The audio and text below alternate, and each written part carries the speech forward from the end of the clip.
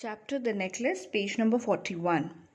Read and find out what fresh problem now disturbs me, Loisel. How is the problem solved?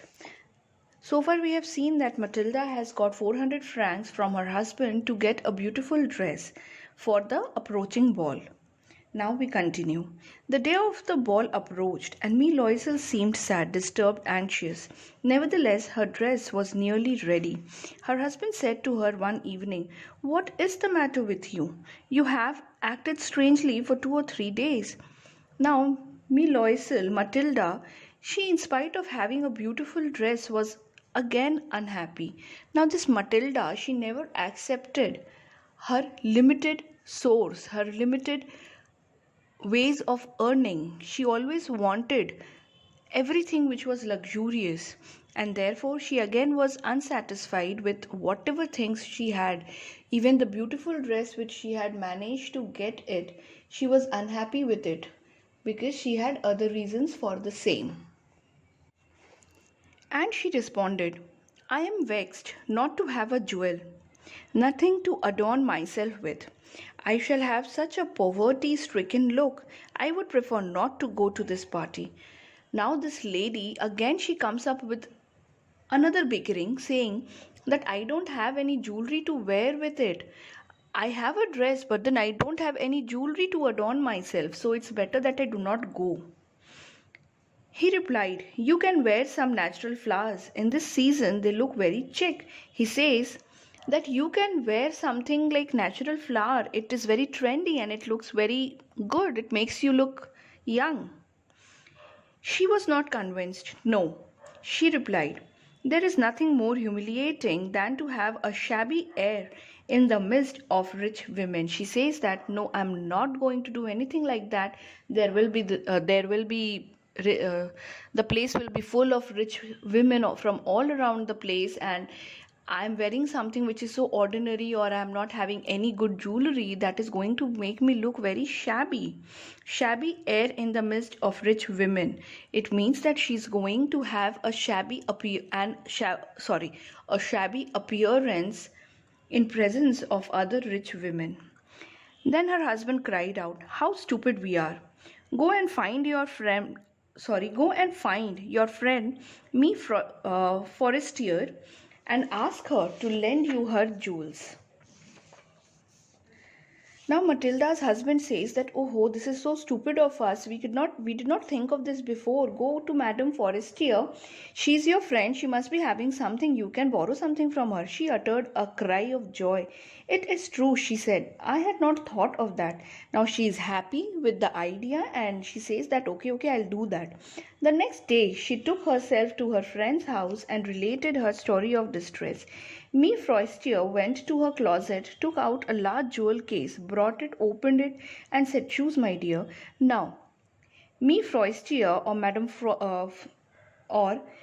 Forestier was such a good friend that she says that, okay, don't worry, I have things for you. So she goes and she opens a closet and brings the entire jewelry set, and she keeps it open before her. It's not that she chooses one and brings that, okay, you take this one, but she opens the entire lot and says that, okay, you are free to choose one of your choice. She saw at first some bracelets, then a collar of pearl, then a Venetian cross of gold and jewels of admirable workmanship. She tried the jewels before the glass, hesitated, but could neither decide to take them nor leave them. Then she asked, "Have you nothing more?" Now this Matilda, she tried everything. She tried some pearls, some collar of pearls means the pearl necklace which fits to your neck, bracelets, and then Venetian cross, and she tries everything, but then she was still not satisfied with even those things, and she asks her friend that, okay, do you have something else for me? "Why, yes, look for yourself. I do not know what will please you." She says that, "Okay, I don't know what will make you happy or what kind of a jewelry you want. Do one thing, you check it on your own." Suddenly she discovered a black satin box, a superb necklace of diamonds. Her hands trembled as she took it out. She placed it about her throat against her dress and was ecstatic. Then she asked in a hesitating voice full of anxiety, "Could you lend me this? Only this?" Why, yes, certainly, the friend said. Matilda, she is so unsatisfied with even the things around, with the jewelry which friend has given. She goes and starts finding for herself, looking for different stuffs which she could take. And then she finds a black satin box, a superb necklace of diamond. There she sees a necklace of diamond. And now Matilda, as we all know, she is a woman. She is greedy. She wants all the luxuries, and therefore she will not curtail herself to any pearl or anything which is ordinary or anything which is below diamond. And therefore she chooses the costliest and the most beautiful item from the entire set, and she asks her friend that, okay, can you lend me this thing? The friend, very happily, she agreed and says that, okay, yes, take it, I have no problem in this. She fell upon the neck of her friend, embraced her with passion, and went away with her treasure. Now, she's very happy. The day of the ball arrived. Mee Loisel was a great success. She was the prettiest of all, elegant, gracious, smiling, and full of joy.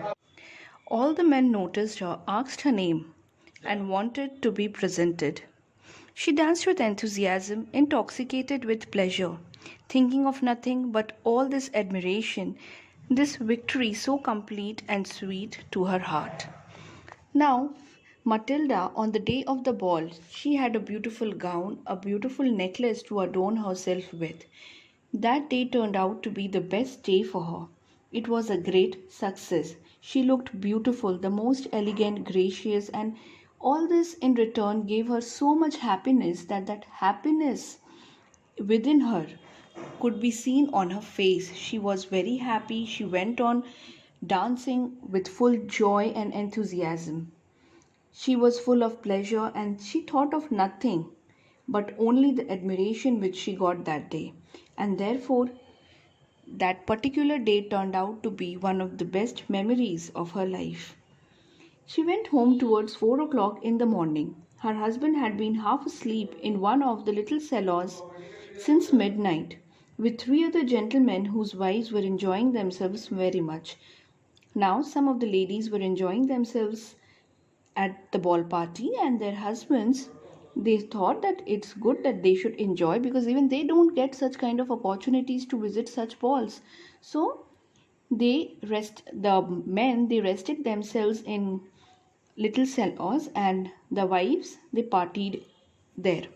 Now it was 4 o'clock when Matilda and her husband, they reached home. He threw around her shoulders the modest wraps they had carried, whose poverty clashed with the elegance of the ball costume. Mr. Loisel, he covered her with one of the modest wraps. It means a very simple, very decent shawl kind of a thing. And Matilda, she just rushed out. He threw around her shoulders the modest wraps they had carried, whose poverty clashed with the elegance of the ball costume. So the ball costume which Matilda was wearing, it was something very exquisite, very different, very beautiful. But the wrap which she had was just ordinary. Now she cannot spend for a beautiful shawl again. So that they don't have that much money for shawls. So she could only manage a dress.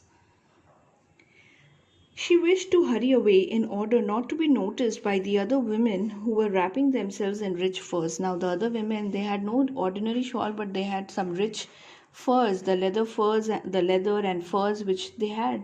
And so Matilda, she hurried out so that the rich women could not see the shabby shawl which Matilda wrapped around, and therefore she rushed out of the ball party. Loisel detained her. Wait, said he. I am going to call a cab. Mr. Loisel said that, okay, we will get a cab. But she would not listen and descended the steps rapidly.